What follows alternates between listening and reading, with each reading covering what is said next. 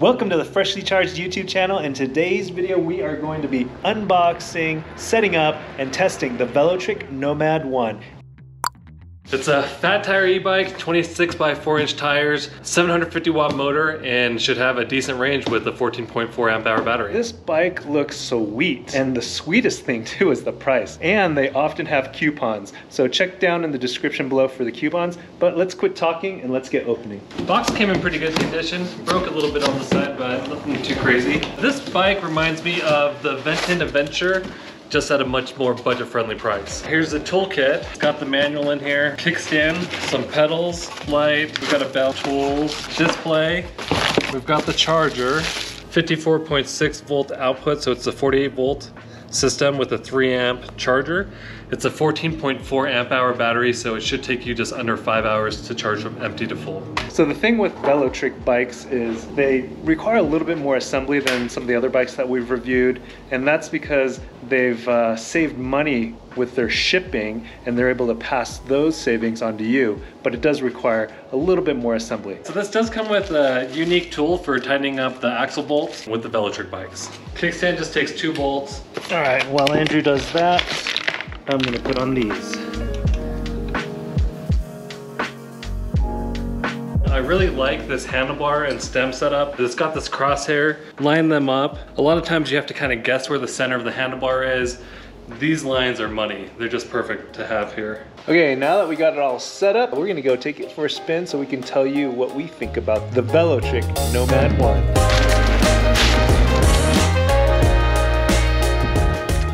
Man, I was surprised. I had this with 0 pedal assist on, and it rides like a normal bike. It's really nice. I'm heading up a slight incline and it's riding normal. It's a little bit heavy, but a lot of these e-bikes without pedal assist on, they're awful. They don't feel like a regular bike.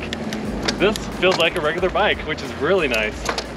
So if you happen to run out of battery, you're gonna have no problems at all. You're just gonna be a little bit slower. So it's a chilly fall day, but when it's fall time, that also means that Black Friday is right around the corner. And so make sure to check the links down below for some sweet deals on this bike. Let's do a quick walkthrough. Starting out with the handlebars, we have these pretty squishy grips on here. You have the throttle on the left side.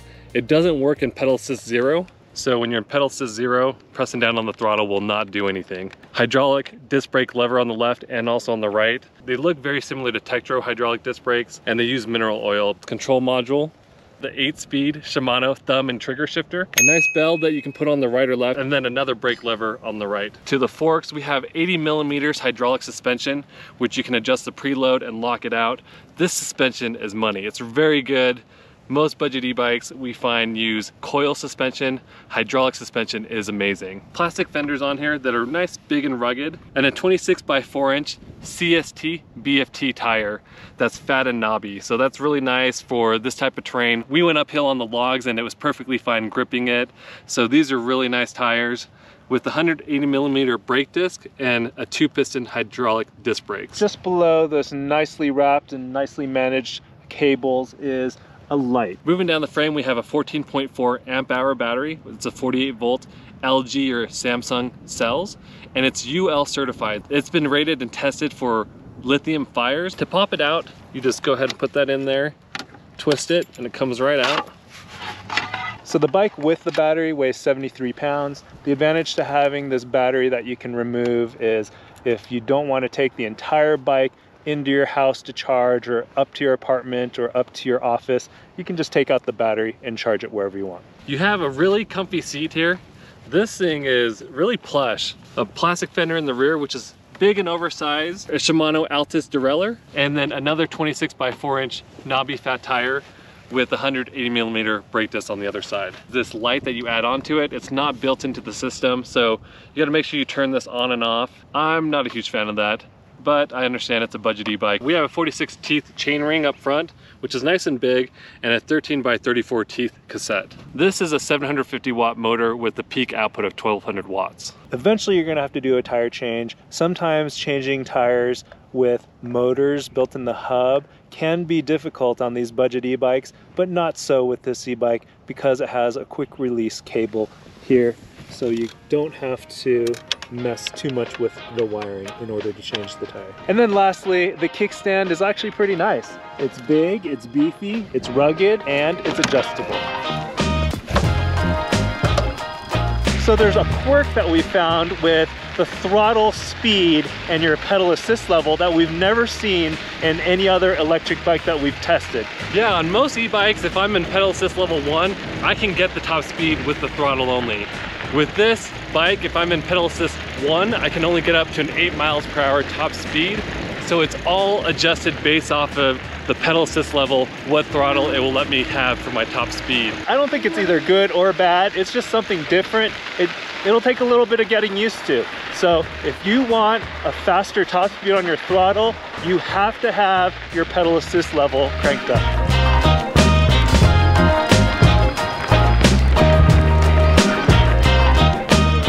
We've been riding around on the Nomad and it has been a fun bike to ride. Let's talk about the things that we love most about it. My favorite thing is the suspension. It works awesome. For most of these budget e-bikes, the suspension sucks on them, and this one is great. It's a really powerful motor. It's a 750 watt motor with a peak output of 1200 watts and offers 75 Newton meters of torque. So it's very powerful. Surprisingly, it caps you out at 20 miles per hour. I'm almost 100% positive that I could unlock it for a higher top speed.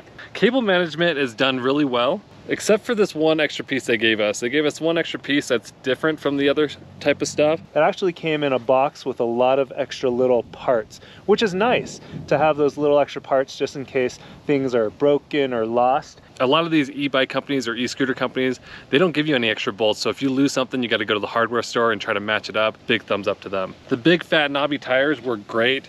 26 by 4-inch tires are perfect if you're going to be riding off-roading or trying to ride in the snow or winter time. The 180 millimeter brake discs do stop very well, but they are a little bit squeaky, so we'll talk about that and things that we don't like. The colors that they come in, it comes in 8 different colors. You have the option to choose your favorite color and just express yourself through your PEV. It rides like a natural bike.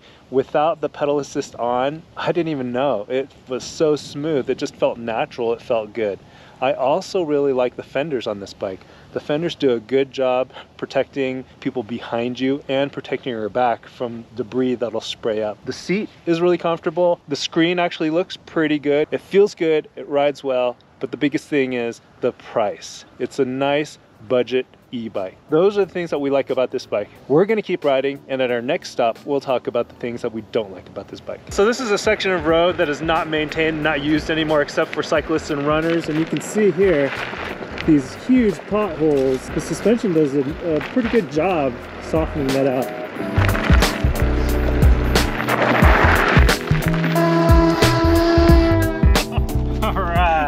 Now, let's talk about the things that we don't like about this bike. As you heard me coming in, it's a little squeaky on the brakes. Okay, so that squeaky noise we were talking about with the brakes, we actually were able to fix that, and it was really easy. Just some rubbing alcohol, a clean paper towel, rub down the brake disc, and we're good to go.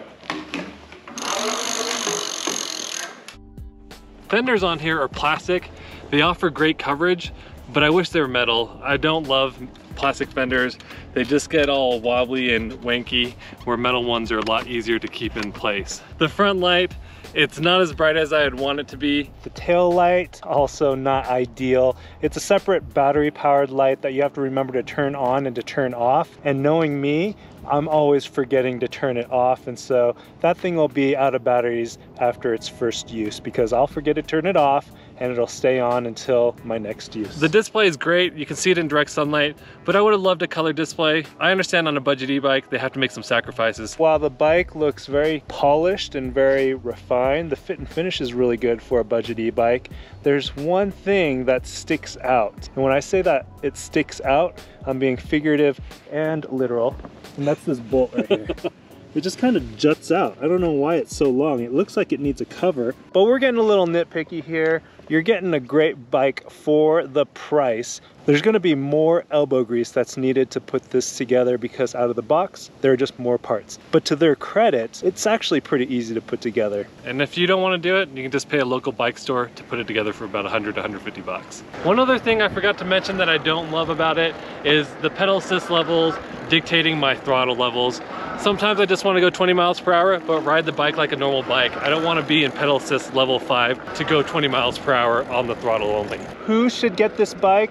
I think someone that's on a budget looking for a good looking e-bike and not afraid to put in a little bit of elbow grease to put this thing together. For me, it's someone who just wants to ride pretty much any single terrain you want to ride. You can ride streets, you can ride single track, you can ride snow with this bike. Fat tire e-bikes are very versatile. Check out ebikepedia.com for our full written review. Thanks for watching, and when you guys ride, wear your safety gear. Oh, wrong brake.